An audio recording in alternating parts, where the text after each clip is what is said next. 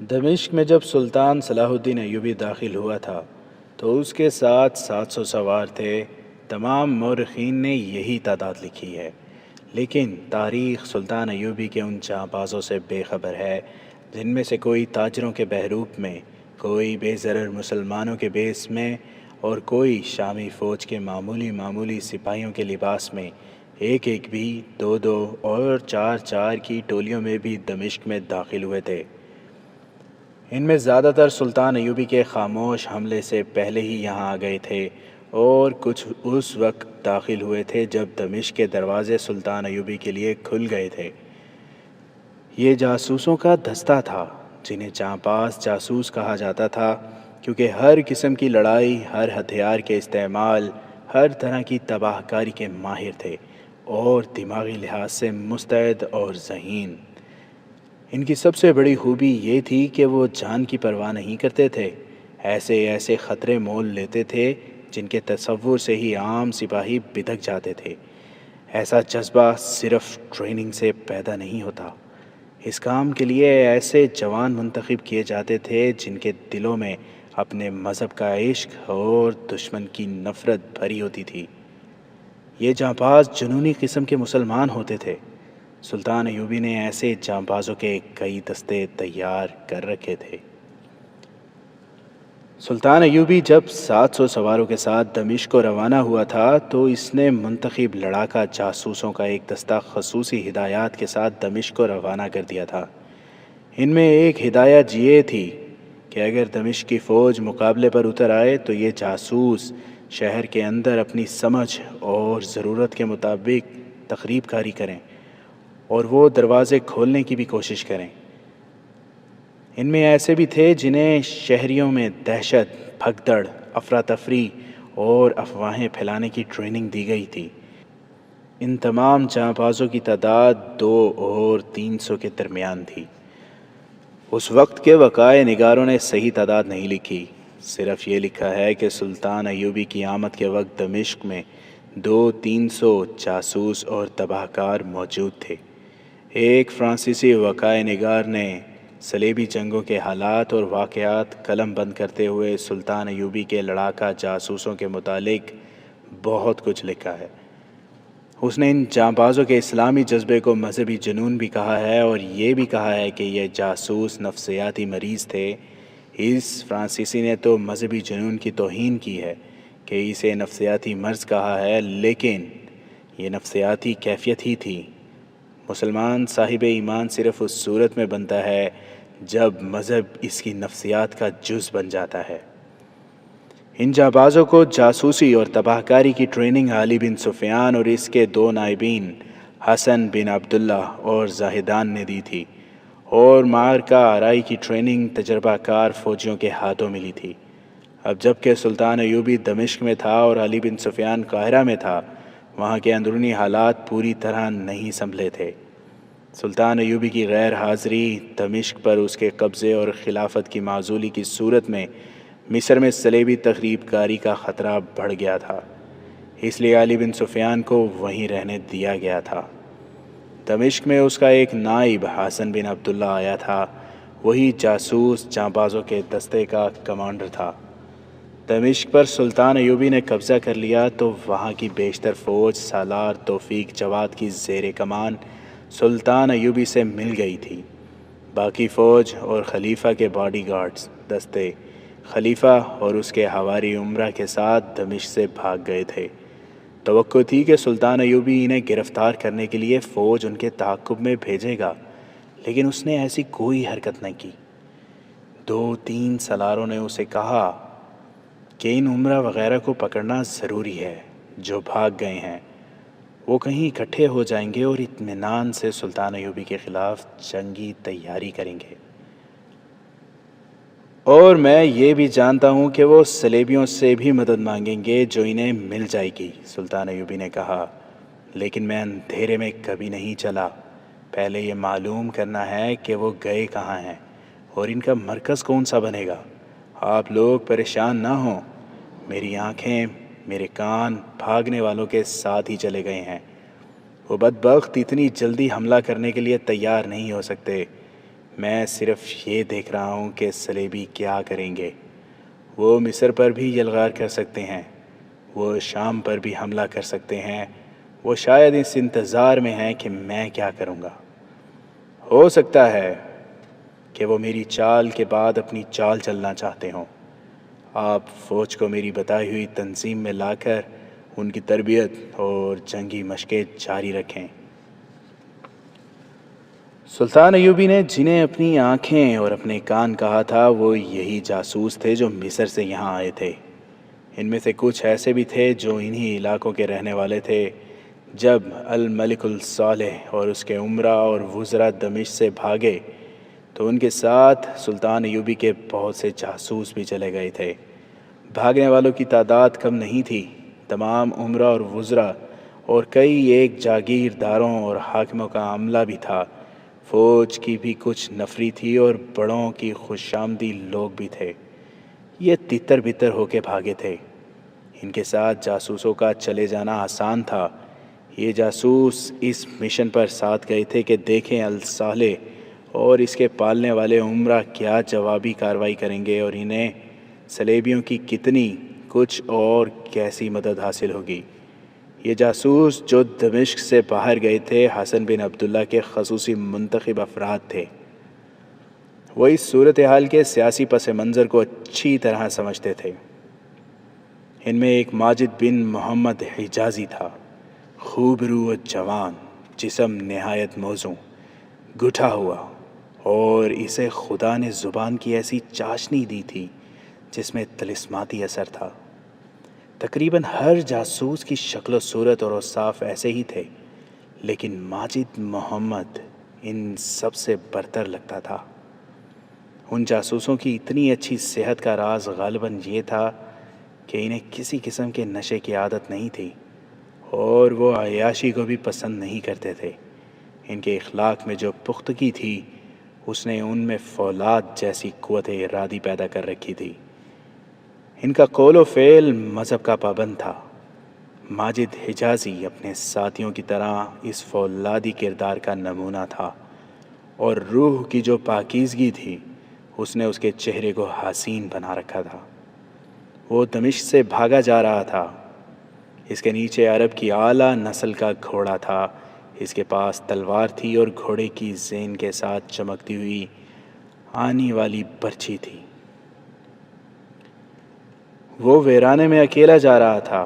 اس نے حلب کی سمت جاتے ہوئے بہت سے لوگوں کو دیکھا تھا۔ اسے کوئی ایک بھی ایسا نظر نہیں آیا تھا جس کے ساتھ وہ جائے۔ وہ اپنے لیے کوئی ہم سفر ڈھونڈ رہا تھا جو اس کے مشن کے لیے سود مند ہو سکے۔ ایسا ہم سفر فوج کا کوئی اعلیٰ افسر ہو سکتا تھا یا کوئی ایسا امیر جسے ملک الصالح کا قرب حاصل ہوتا۔ اس کی سراغ رساں آنکھیں الصالح کو ڈھونڈ رہی تھیں۔ اس نے چند ایک لوگوں سے پوچھا بھی تھا کہ وہ کس طرف گیا ہے، مگر اسے الصالح کا کوئی سراغ نہیں ملا تھا۔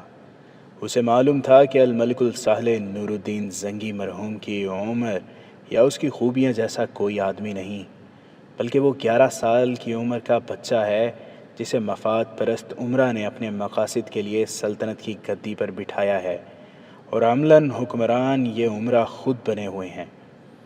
وہ تصور میں لا سکتا تھا کہ وہ بچہ اکیلا نہیں جا رہا ہوگا، اس کے ساتھ امیروں، وزیروں اور درباریوں کا قافلہ ہوگا، اور اس قافلے کے ساتھ زر و جواہرات اور مال و دولت سے لدے ہوئے اونٹ ہوں گے۔ ماجد حجازی نے سوچا تھا کہ یہ قافلہ اسے نظر آ گیا تو وہ الملک الصالح کا مرید بن کر قافلے میں شامل ہو جائے گا۔ یہ کامیابی حاصل ہونے کی صورت میں وہ اسے اچھی طرح معلوم تھا کہ اسے کیا کرنا ہے اور سینوں سے راز کس طرح نکالنے ہیں، مگر اسے اپنے شکار کا کوئی سراغ نہ ملا۔ آگے چٹانی علاقہ آ گیا جہاں ہریالی بھی تھی۔ ذرا سستانے کے لیے وہ چٹانوں کے اندر چلا گیا۔ ایک جگہ اسے 2 گھوڑے نظر آئے۔ ان سے ذرا پرے ہری بھری گھاس پر ایک آدمی لیٹا ہوا تھا اور اس کے ساتھ ایک عورت تھی۔ وہ سوئے ہوئے معلوم ہوتے تھے۔ وہ ذرا فاصلے پر رک گیا اور گھوڑے سے اتر کر ایک درخت کے نیچے لیٹ گیا۔ ایک گھوڑا ہنہنایا تو وہ آدمی اٹھ بیٹھا، لباس سے وہ اونچے درجے کا فرد معلوم ہوتا تھا۔ اس نے ماجد حجازی کو دیکھا تو اسے اپنے پاس بلایا۔ ماجد اس کے پاس چلا گیا اور اس سے ہاتھ ملایا۔ عورت بھی اٹھ بیٹھی۔ وہ عورت نہیں، جوان لڑکی تھی اور بہت خوبصورت تھی۔ اس کے گلے کا ہار بتا رہا تھا کہ یہ لوگ معمولی حیثیت کے نہیں۔ اس آدمی کی عمر 40 کے لگ بھگ تھی اور لڑکی 25 سال سے کم لگتی تھی۔ ماجد نے ان دونوں کو ایک نظر میں بھانپ لیا۔ تم کون ہو؟ اس آدمی نے ماجد سے پوچھا۔ دمشق سے آئے ہو؟ میں دمشق سے ہی آیا ہوں، ماجد نے جواب دیا، لیکن میں یہ نہیں بتا سکتا کہ میں کون ہوں۔ آپ کیسے سفر میں ہیں؟ غالباً ہم ایک ہی سفر کے مسافر ہیں، اس آدمی نے مسکرا کر کہا۔ تم شریف آدمی معلوم ہوتے ہو۔ کیا آپ یقین کرنا چاہتے ہیں کہ میں شریف ہوں یا بدمعاش؟ ماجد حجازی کے ہونٹوں پر مسکراہٹ تھی۔ اس نے کہا، جس کے ساتھ اتنی حسین لڑکی ہو، لڑکی کے گلے میں اتنا قیمتی ہار ہو اور ساتھ مال اور دولت بھی ہو، وہ ہر راہی کو بدمعاش اور ڈاکو سمجھتا ہے۔ میں ڈاکو نہیں ہوں۔ آپ کو ڈاکوؤں سے بچا ضرور سکتا ہوں، خواہ میری جان چلی جائے۔ اس کے دماغ میں اچانک ایک بات آ گئی ہو جو اس نے تیر کی طرح منہ سے نکال دی۔ اس نے کہا، دمشق سے بھاگے ہوئے کچھ لوگ ڈاکوؤں کا شکار ہو گئے ہیں۔ میں نے راستے میں 2 لاشیں بھی دیکھی ہیں۔ یہ موقع ڈاکوؤں کے لیے نہایت اچھا ہے کہ لوگ مال و دولت کے ساتھ دمشق سے بھاگ رہے ہیں۔ لڑکی کا اتنا دلکش رنگ اڑ گیا، وہ اپنے آدمی کے ساتھ لگ گئی۔ کچھ ایسی ہی حالت آدمی کی ہو گئی۔ ماجد حجازی جان گیا کہ یہ لوگ کون ہیں اور کیا ہیں۔ ان پر خوف و ہراس غالب کر کے اس نے اپنی زبان کے کرشمے دکھانے شروع کر دیے۔ اس نے صلاح الدین ایوبی کو برا بھلا کہا اور سلطان الملک الصالح کی مدح سرائیوں کی جیسے وہ زمین و آسمان کا واحد برگزیدہ انسان ہو۔ ماجد نے اس پر دہشت کا غلبہ اور زیادہ پختہ کرنے کے لیے کہا، صلاح الدین ایوبی نے دمشق سے بھاگے ہوئے آپ جیسے لوگوں کو لوٹنے اور ان سے جوان بیٹیاں اور بیویاں چھیننے کے لیے اپنی فوج کے دستے ادھر بھیج دیے ہیں۔ یہ لڑکی آپ کی کیا لگتی ہے؟ یہ میری بیوی ہے۔ اور دمشق میں آپ کتنی بیویاں چھوڑ آئے ہیں؟ ماجد حجازی نے پوچھا۔ 4۔ خدا کرے یہ 5ویں خیریت سے آپ کے ساتھ منزل پر پہنچ جائے، ماجد نے کہا۔ ایوبی کی فوج کتنی دور ہے؟ اس آدمی نے پوچھا۔ تم نے سپاہیوں کو لوٹ مار کرتے دیکھا ہے؟ ہاں دیکھا ہے، ماجد حجازی نے کہا۔ اگر میں آپ سے کہوں کہ میں بھی صلاح الدین ایوبی کی فوج کا سپاہی ہوں تو کیا آپ یقین کریں گے؟ وہ کانپنے لگا، مسکرایا بھی، مگر مسکراہٹ غائب ہو گئی۔ اس نے کہا، میں تمہیں کچھ دے دوں گا اور تم سے التجا کروں گا کہ مجھے کنگال نہ کرو، اور میں تم سے یہ التجا بھی کروں گا کہ اس بیچاری کو میرے ساتھ رہنے دو۔ ماجد حجازی نے کہکا لگایا اور کہا، دولت اور عورت سے زیادہ محبت انسان کو بزدل اور کمزور بنا دیتی ہے۔ اگر مجھے کوئی کہے کہ جو کچھ پاس ہے وہ میرے حوالے کر دو تو میں تلوار کھینچ کر اسے کہوں گا کہ پہلے مجھے قتل کرو، پھر میری لاش سے تمہیں جو کچھ ملے وہ لے جانا۔ محترم، مجھے یہ بتائیں کہ آپ کون ہیں؟ دمشق میں آپ کیا تھے اور اب آپ کہاں جا رہے ہیں؟ اگر آپ نے سچ بتا دیا تو ہو سکتا ہے کہ آپ کو مجھ سے زیادہ مخلص اور جانباز محافظ نہ ملے۔ معلوم ہوتا ہے کہ ہماری منزل ایک ہے۔ میں ایوبی کی فوج کا سپاہی ضرور ہوں، لیکن بھگوڑا ہوں۔ اس آدمی نے اپنے متعلق سب کچھ بتا دیا۔ دمشق کے مظفرانی علاقے کا جاگیردار تھا۔ اسے سرکاری دربار میں ایسی سرکاری حیثیت بھی حاصل تھی کہ سلطنت کی شہری اور جنگی پالیسیوں میں بھی اس کا عمل دخل تھا۔ سلطان کے باڈی گارڈ دستے کے زیادہ تر سپاہی اس کے دیے ہوئے تھے۔ دوسرے لفظوں میں یہ کہہ لیں کہ وہ سلطنت کے بالائی حلقے کا اہم قسم کا درباری تھا۔ اسے گھر سے نکلتے ذرا دیر ہو گئی تھی۔ الصالح نے اپنے تمام حاشیہ برداروں سے کہا تھا کہ وہ حلب پہنچ جائیں۔ چنانچہ یہ جاگیردار حلب جا رہا تھا۔ اس نے یہ بھی بتا دیا تھا کہ وہ بہت سے زر و جواہرات ساتھ لے جا رہا ہے، 4 بیویاں پیچھے چھوڑ آیا ہے۔ یہ چونکہ سب سے چھوٹی اور خوبصورت تھی، اس نے بڑے افسوس کے ساتھ ذکر کیا کہ اس کے محافظ اور تمام ملازم دمشق میں ہی اس کا ساتھ چھوڑ گئے تھے۔ انہوں نے اس کا گھر لوٹ لیا ہوگا۔ یہ اس کی اپنی ہمت تھی کہ وہ بر وقت اپنا بیش قیمت خزانہ لے کر نکل آیا۔ وہ اب الصالح کے پاس جا رہا تھا۔ ماجد حجازی کو اس کی داستان سن کر خوشی ہوئی۔ یہ جاگیردار اس کے کام کا آدمی تھا، اس کے ساتھ وہ حلب کے دربار تک پہنچ سکتا تھا۔ اس نے اپنے متعلق بتایا کہ وہ اس سوار دستے کا کماندار تھا جو سلطان صلاح الدین ایوبی اپنے ساتھ دمشق لایا تھا، لیکن وہ الصالح کا مرید ہے، اس لیے وہ اس کے خلاف ہاتھ نہیں اٹھا سکتا۔ اس عقیدت مندی کا نتیجہ ہے کہ وہ ایوبی کی فوج سے بھاگ آیا ہے اور سلطان کے دربار جا رہا ہے۔ اگر اس نے پسند کیا تو وہ اس کے محافظ دستے میں شامل ہو جائے گا۔ اگر میں ابھی سے تمہیں اپنا محافظ بنا لوں تو تمہاری اجرت کی شرائط کیا ہوں گی؟ اس نے ماجد حجازی سے پوچھا۔ میں جیسے دمشق میں بادشاہ تھا اسی طرح وہاں بھی بادشاہ ہوں گا۔ جہاں جا رہا ہوں میرے محافظ بن کر تمہیں افسوس نہیں ہوگا۔ اگر آپ مجھے اپنا محافظ بنائیں گے تو آپ کو فوجی مشیر کی ضرورت نہیں پڑے گی۔ ماجد حجازی نے اسے کہا، میری اجرت آپ میری قابلیت دیکھ کر خود ہی مقرر کر دیں گے، میں ابھی کچھ نہیں بتاؤں گا۔ ماجد حجازی اس کا باڈی گارڈ بن گیا۔ یوں کہیے کہ ایک درباری جاگیردار کے ساتھ سلطان ایوبی کا ایک جاسوس لگ گیا۔ اس جاگیردار کے پاس بے انداز زر و جواہرات تھے جو اس نے ایسے سامان میں چھپا رکھے تھے جو بظاہر معمولی سا تھا۔ اسے فوری طور پر ایک محافظ کی ضرورت تھی۔ ماجد کے ڈرامے سے یہ ضرورت اور شدید ہو گئی تھی۔ اس وقت سورج غروب ہو رہا تھا اور فضا خنک ہونے لگی تھی۔ ماجد کے مشورے پر انہوں نے وہیں قیام کیا۔ رات گزر گئی تو جاگیردار کو یقین آ گیا کہ ماجد قابل اعتماد آدمی ہے۔ لمبی مسافت کے بعد وہ حلب پہنچے۔ اس وقت حلب کا امیر شمس الدین تھا جس نے تھوڑا ہی عرصہ پہلے صلیبیوں کو تاوان دے کر ان سے صلح کر لی تھی۔ الملک الصالح دمشق سے بھاگ کر وہاں پہنچ چکا تھا۔ اس کے تمام امراء وزراء اس کے ساتھ تھے۔ اس کے باڈی گارڈ کے دستے بھی وہاں پہنچ رہے تھے۔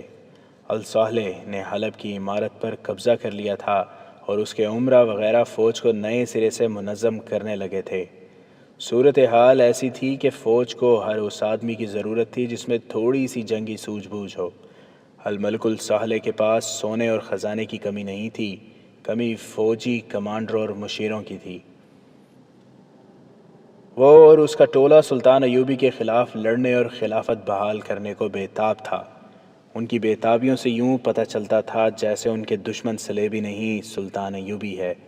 انہوں نے خلیفہ کی مہر کے ساتھ ادھر ادھر امراء کو پیغام بھیجے کہ وہ سلطنت کے دفاع کے لیے سلطان الملک الصالح کے ساتھ فوجی تعاون کریں۔ ان امراء میں حمات اور موصل کے حکمران خاص طور پر قابل ذکر ہیں۔ کسی کی طرف سے امید افزا جواب ملا اور کسی نے تعاون کا صرف وعدہ کیا۔ یہ جاگیردار حلب پہنچا تو الصالح نے اسے خوش آمدید کہا۔ وہ بھی الصالح کی جنگی مجلس مشاورت کا اہم رکن تھا۔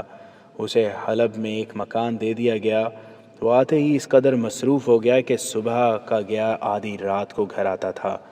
اس کی غیر حاضری میں اس کی بیوی ماجد حجازی میں دلچسپی لینے لگی۔ ماجد نے اس کے ساتھ ایسی بے تکلفی پیدا کر لی جس میں بدنیتی کا شائبہ تک نہ تھا۔ ماجد نے پروقار انداز اختیار کیے رکھا جس سے لڑکی متاثر ہوئی اور وہ جیسے بھول ہی گئی ہو کہ ماجد اس کے خاوند کا محافظ ہے۔ ماجد اپنے مشن پر کام کر رہا تھا۔ اس نے 2-3 دنوں میں لڑکی کے دل پر قبضہ کر لیا۔ اس نے لڑکی سے پوچھا کہ اس کے خاوند کی باقی 4 بیویاں کیسی تھیں۔ اس نے بتایا کہ کوئی ایسی بری تو نہیں تھی۔ اس شخص نے انہیں پرانی سمجھ کر دھوکہ دیا اور اس لڑکی کو ساتھ لے کر بھاگ گیا۔ اور ایک روز یہ تمہیں بھی چھوڑ کر کسی اور کو لے جائے گا۔ ماجد حجازی نے کہا، ان امیروں کا یہ شغل ہے، اگر میں تمہیں دل کی بات بتا دوں تو میرے خاوند کو تو نہیں بتا دو گے؟ لڑکی نے پوچھا، مجھے دھوکہ تو نہیں دو گے؟ اگر میری فطرت میں دھوکہ اور فریب ہوتا تو میں تمہارے خاوند کو وہیں جہاں میں تمہیں ملا تھا آسانی سے قتل کر کے تم پر اور تمہارے مال و دولت پر ہاتھ صاف کر سکتا تھا۔ ماجد نے کہا، میں مرد ہوں، عورت کو فریب دینا مرد کی شان کے خلاف ہے۔ میں اب اس راز کو اپنے دل میں زیادہ دیر نہیں رکھ سکتی کہ مجھے تم سے ایسی محبت ہے جس پر میرا قابو نہیں رہا۔ لڑکی نے کہا، اور یہ بھی ایک راز ہے کہ مجھے اس خاوند سے نفرت ہے۔ میں بکی ہوئی لڑکی ہوں، کئی بار دل میں آیا ہے کہ اپنے آپ کو ختم کر دوں۔ میں شاید بزدل ہوں، اپنی جان لینے سے ڈرتی ہوں۔ میرے ارادے کچھ اور تھے، میرے خیالات کچھ اور تھے۔ تم نے میرے ارادوں اور خیالوں پر مٹی ڈال دی ہے اور میرا یہ ارادہ پکا کر دیا ہے کہ اپنے آپ کو ختم کر دوں۔ کیا تم یہ کہنا چاہتی ہو کہ تمہیں مجھ سے محبت ہے، اس لیے خودکشی کرنا چاہتی ہو؟ نہیں، لڑکی نے کہا، میرے ذہن میں صلاح الدین ایوبی کا تصور نور الدین زنگی سے زیادہ مقدس اور پیارا تھا۔ تم نے اس تصور کو توڑ پھوڑ دیا ہے۔ کیا صلاح الدین ایوبی اتنا ہی برا ہے جتنا تم نے بتایا ہے؟ میں تمہارے راز کو اپنا راز سمجھوں گا، ماجد حجازی نے کہا، اس کے عوض تمہیں اپنا ایک راز دیتا ہوں۔ میں تم سے کوئی وعدہ نہیں لوں گا کہ میرے راز کی حفاظت کرنا۔ اگر میرا راز فاش ہو گیا تو نہ تم زندہ رہو گی اور نہ تمہارا خاوند۔ میں صلاح الدین ایوبی کا جاسوس ہوں۔ میں نے 2-4 دنوں میں بھانپ لیا ہے کہ تم اصل میں کیا ہو۔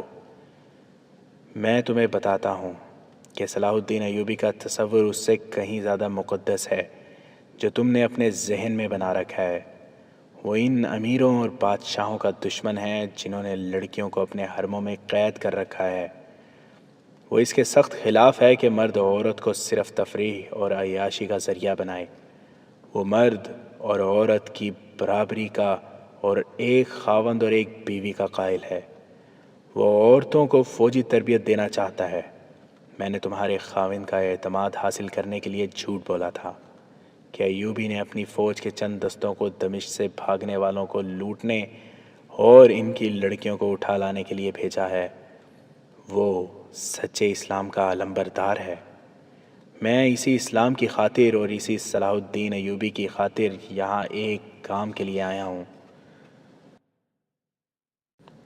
لڑکی کی آنکھوں میں چمک سی پیدا ہوئی۔ اس نے ماجد حجازی کا ایک ہاتھ اپنے دونوں ہاتھوں میں لے کر چوم لیا اور کہا، تمہارا یہ راز کبھی فاش نہ ہوگا۔ مجھے مت بتاؤ کہ تم یہاں کیوں آئے ہو اور میں تمہاری کیا مدد کر سکتی ہوں۔ مجھے مت بتاؤ کہ صلاح الدین ایوبی اصل میں کیا ہے اور تم نے میرے خاوند کو کیا بتایا تھا۔ میں عورتوں کی اس جماعت کی لڑکی تھی جو نور الدین زنگی کی زندگی میں ہم نے بنائی تھی۔ ہم صلیبیوں کے خلاف اپنا محاذ قائم کر رہی تھیں۔ زنگی کی بیوہ ہماری سرپرست تھی۔ میرا باپ پسند نہیں کرتا تھا کہ میں اس جماعت میں رہوں۔ وہ لالچی اور خوش آمدید انسان ہے۔ اس کے لیے سلیب اور حلال میں کوئی فرق نہیں۔ وہ اسی کا غلام ہے جس سے اسے کچھ رقم ہاتھ آ جائے۔ اس نے مجھے اس آدمی کے ہاتھ بیچ دیا۔ اس سودے کو لوگ شادی کہتے ہیں۔ تم جانتے ہو کہ مسلمان کی بچی میدان جنگ میں ہو یا اسے کوئی بھی جنگی اور قومی کام دے دو تو وہ مردوں کو حیران کر دیتی ہے اور دشمن کا منہ پھیر سکتی ہے، مگر یہی بچی جب حرم میں قید کر لی جاتی ہے تو وہ چونٹی بن جاتی ہے۔ یہی حالت میری ہوئی۔ اگر میرا یہ خاوند معمولی حیثیت کا ہوتا تو میں بغاوت کرتی، اس سے نجات حاصل کرنے کی کوشش کرتی، مگر اس آدمی کے پاس طاقت ہے، دولت ہے اور الصالح کا جو محافظ دستہ ہے اس کے آدھے سپاہی اسی کے علاقے کے ہیں جو اسی کے بھرتی کرائے ہوئے ہیں۔ میں چونکہ اس کی پہلی بیویوں سے زیادہ جوان اور خوبصورت ہوں، اس لیے میں ہی اس کا کھلونا بن گئی۔ میری روح مر گئی، میرا صرف جسم زندہ رہا۔ باہر کی دنیا سے میرا رشتہ ٹوٹ چکا تھا اور میں جس دنیا میں قید تھی وہاں شراب اور ناچ کھانے کے سوا کچھ نہ تھا۔ اگر کچھ اور تھا تو وہ نور الدین زنگی اور صلاح الدین ایوبی کے قتل کے منصوبے تھے۔ وہ بولتے بولتے چپ ہو گئی۔ اس نے ماجد حجازی کو جھنجھوڑ کر کہا، کیا تم میری باتیں سن رہے ہو؟ میں نے یہ یقین کیے بغیر کہ تم صلاح الدین ایوبی کے جاسوس ہو یا میرے خاوند کے، تمہیں اپنے دل کی باتیں سنا رہی ہوں۔ اگر میرے خاوند کے جاسوس ہو تو اسے یہ ساری باتیں سنا دینا جو میں نے تمہیں سنائی ہیں، وہ مجھے سزا دے گا۔ میں اب ہر قسم کی سزا برداشت کرنے کے لیے تیار ہوں۔ میرے پاس اب جسم رہ گیا ہے، یہ جسم پتھر بن گیا ہے، روح مر گئی ہے۔ تمہاری روح زندہ ہے، ماجد حجازی نے کہا۔ میری نگاہیں گہرائیوں سے زیادہ گہرائی تک دیکھ لیا کرتی ہیں۔ میں نے دیکھ لیا تھا کہ تمہاری روح زندہ ہے، ورنہ میں اپنا راز کبھی تمہارے آگے نہ کھولتا۔ میں حسن اور جوانی سے مغلوب ہونے والا انسان نہیں ہوں، مرد ہوں۔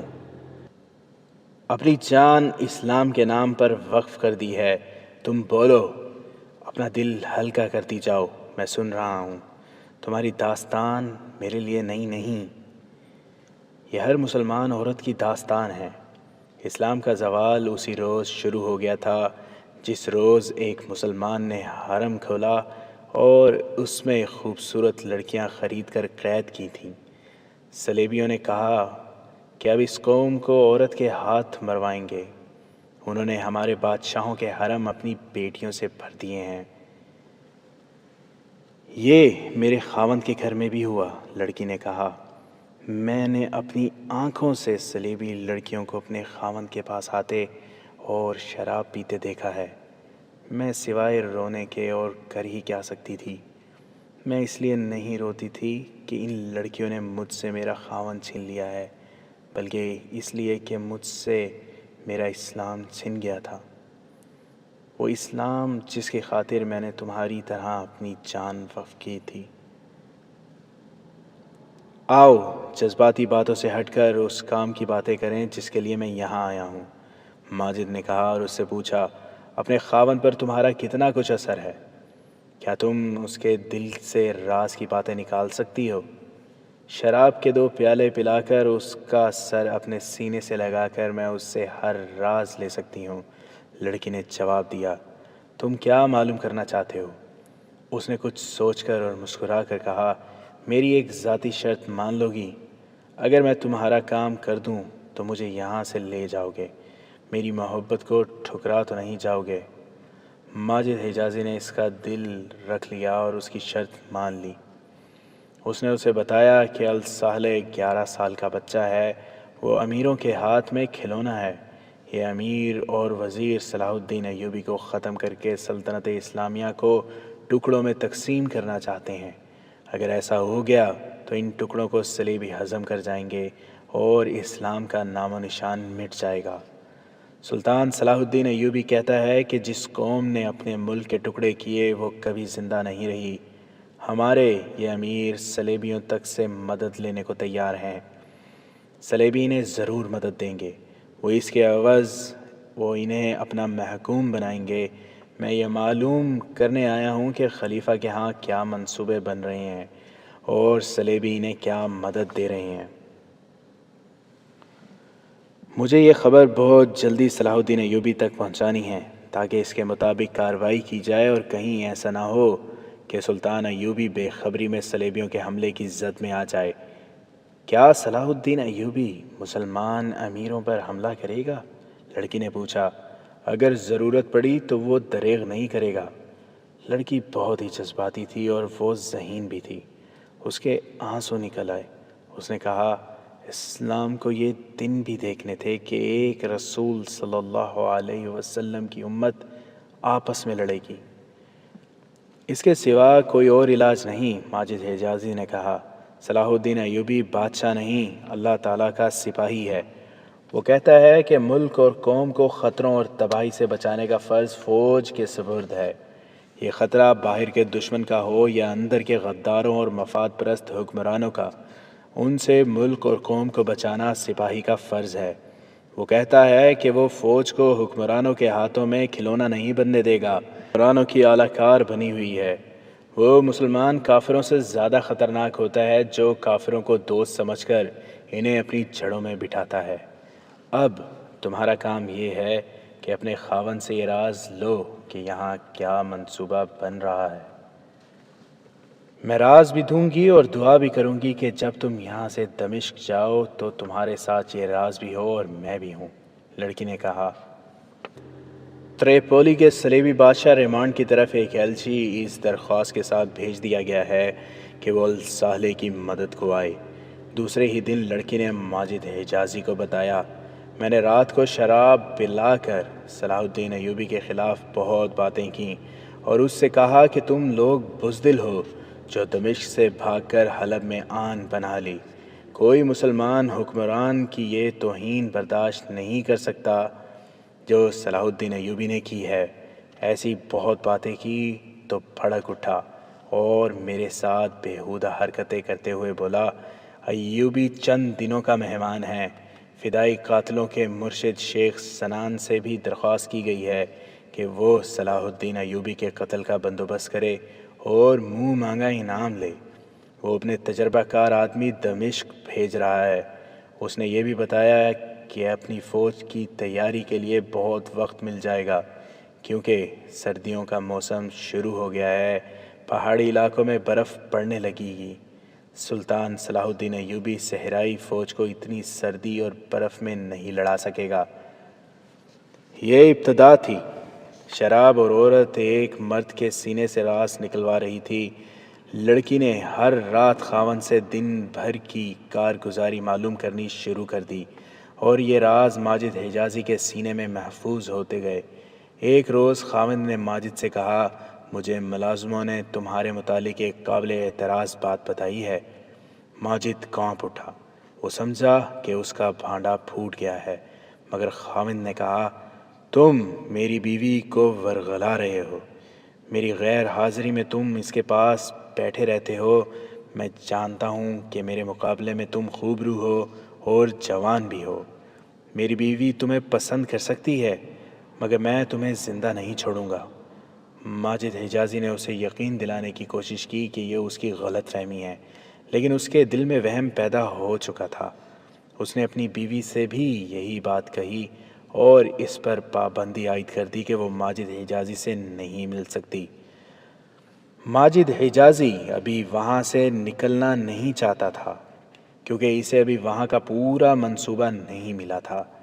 اس نے لڑکی کے خاوند کی ڈانٹ ڈپٹ سہ لی اور اس کی دھمکیوں سے اپنے اوپر مصنوعی خوف کی کیفیت بھی طاری کر لی۔ اس کی منت سماجت بھی کی۔ اس شخص نے اسے معاف تو کر دیا لیکن اسی روز 6 باڈی گارڈ لے آیا۔ اس دور میں امیر کبیر لوگ اپنے گھر میں باڈی گارڈ رکھنے کو عزت کی نشانی سمجھتے تھے۔ اس آدمی نے ماجد حجازی سمیت 7 باڈی گارڈ رکھ لیے اور ان میں سے ایک کو کمانڈر بنا دیا۔ اس کمانڈر نے ماجد کو یہ خصوصی حکم سنایا کہ وہ چونکہ آقا کی نظروں میں مشتبہ ہے اس لیے وہ مکان کے دروازے تک بھی نہیں جا سکتا اور رات کو تھوڑی سی دیر کے لیے بھی غیر حاضر نہیں ہو سکتا۔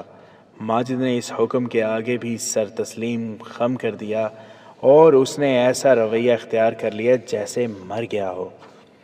2-3 راتیں ہی گزری ہوں گی، آدھی رات کے وقت یہ لڑکی باہر نکلی۔ بڑے دروازے پر ایک باڈی گارڈ پہرے پر کھڑا تھا۔ لڑکی نے اس سے آقاؤں کے جلال اور رعب سے پوچھا، تم یہیں کھڑے رہتے ہو یا مکان کے ارد گرد چکر بھی لگاتے ہو؟ اس نے کچھ جواب دیا تو لڑکی نے کہا، تم نئے آدمی ہو۔ ہمارے دمشق والے محافظ بہت ہوشیار اور چوکس تھے۔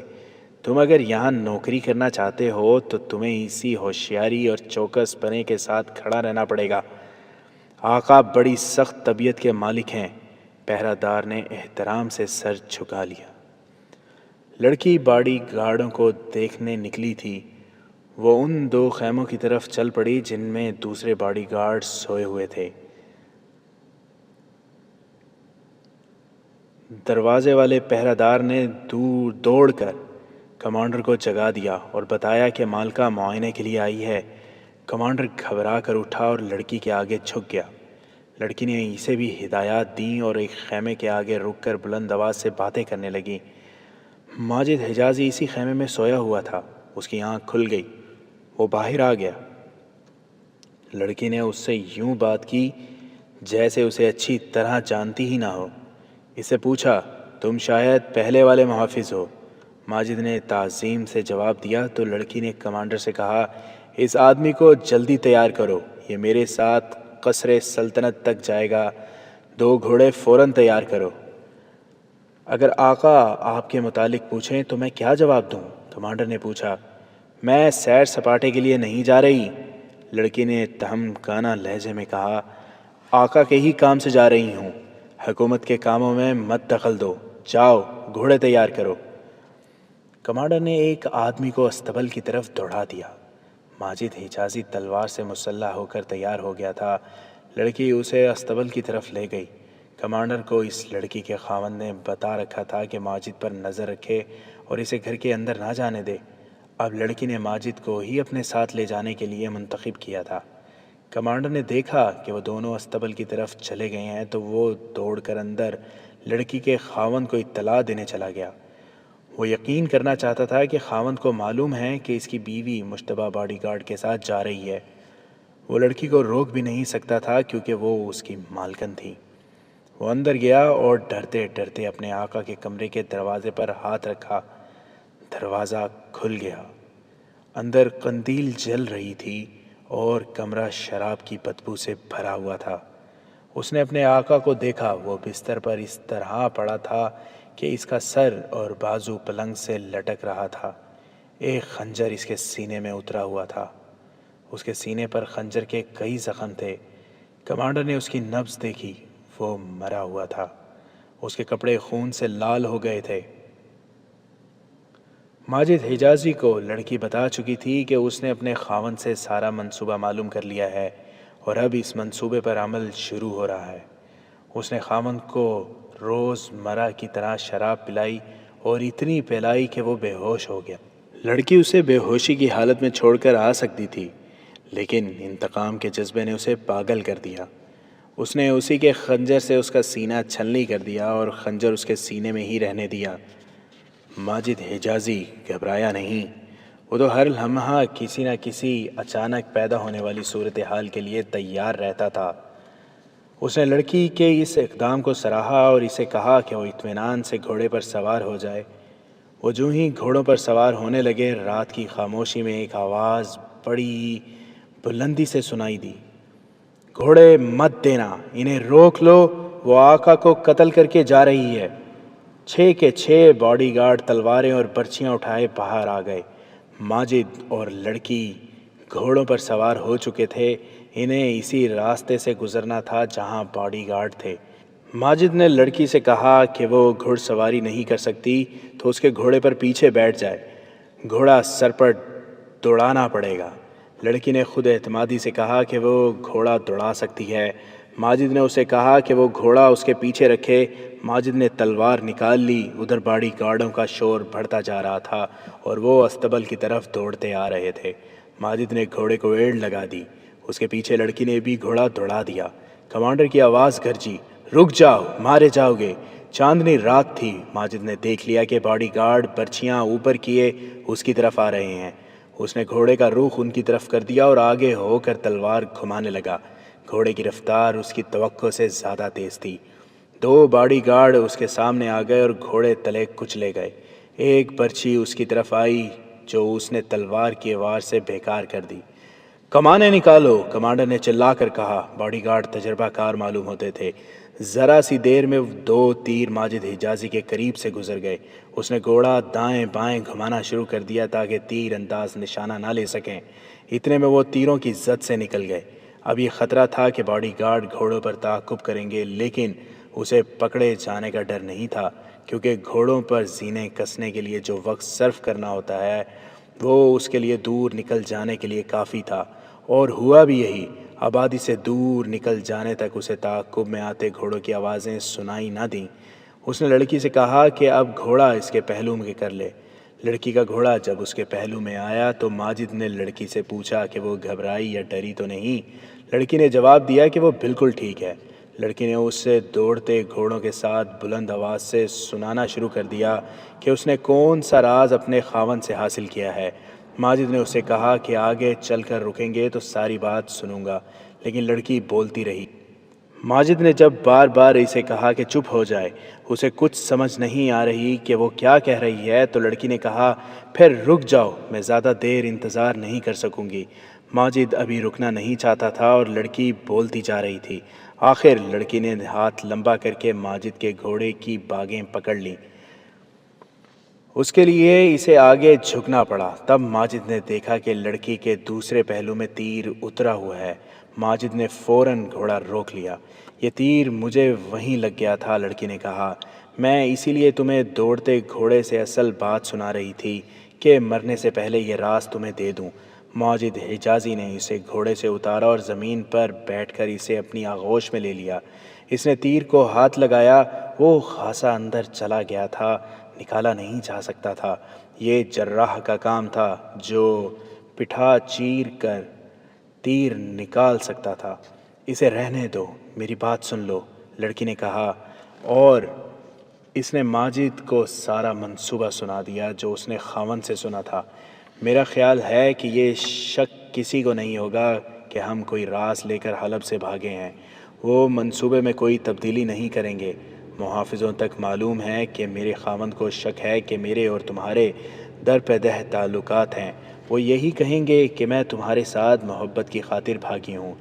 لڑکی ساری بات سنا چکی تو اس نے ماجد کا ماتھا چوم کر کہا، اب سکون سے مر سکوں گی، اور اس پر غشی طاری ہونے لگی۔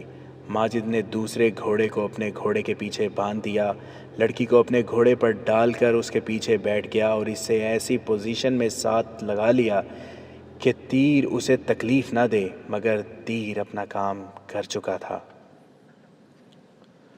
وہ جب دمشق میں اپنے کمانڈر حسن بن عبداللہ کے پاس پہنچا، اس وقت لڑکی کو شہید ہوئے کم و بیش 12 گھنٹے گزر گئے تھے۔ اس نے قصر حلب کا تمام تر منصوبہ سنا کر بتایا کہ یہ کارنامہ اس لڑکی کا ہے۔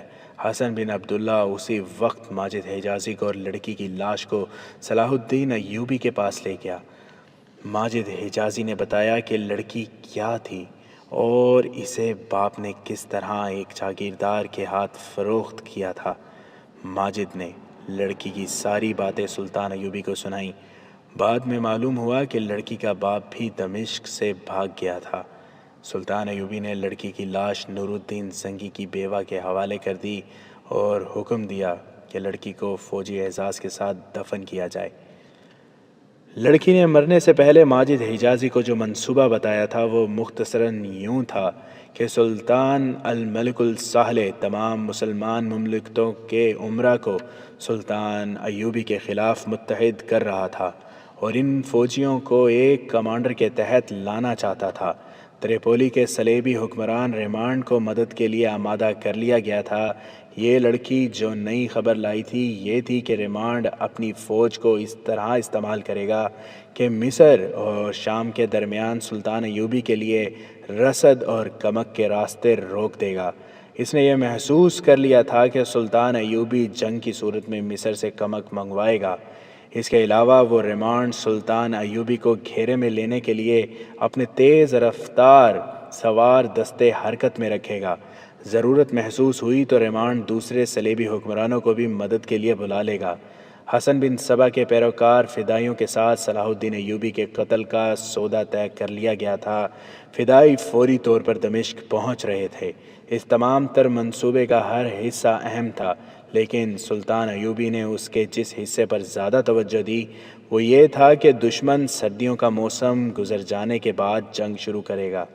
ان علاقوں میں سردی زیادہ پڑتی تھی، بارشیں ہوتی تھیں اور بعض جگہوں پر برف بھی پڑتی تھی۔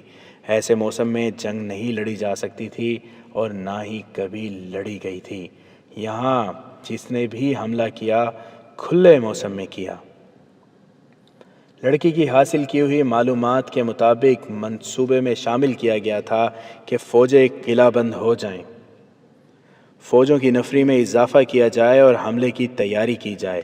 موسم کھلتے ہی ان فوجوں کو شام پر حملہ کرنا تھا۔ صلیبی حکمران ریمانڈ کو جنگی مدد کا معاوضہ پیش کیا گیا تھا جو سونے کے سکوں کی صورت میں تھا۔ ریمانڈ نے شرط پیش کی تھی کہ اسے یہ معاوضہ پہلے ادا کر دیا جائے۔ الصالح کے حواری امرا نے فیصلہ کیا کہ معاوضہ فوراً بھیج دیا جائے۔ مسلمانوں کی بد نصیبی، سلطان ایوبی نے آہ لے کر کہا، آج مسلمان کفار کے کندھے سے کندھا ملا کر اسلام کے خلاف اٹھے ہیں، میرے رسول اللہ صلی اللہ علیہ وسلم کی روح کو اس سے زیادہ اور اذیت کیا ملے گی؟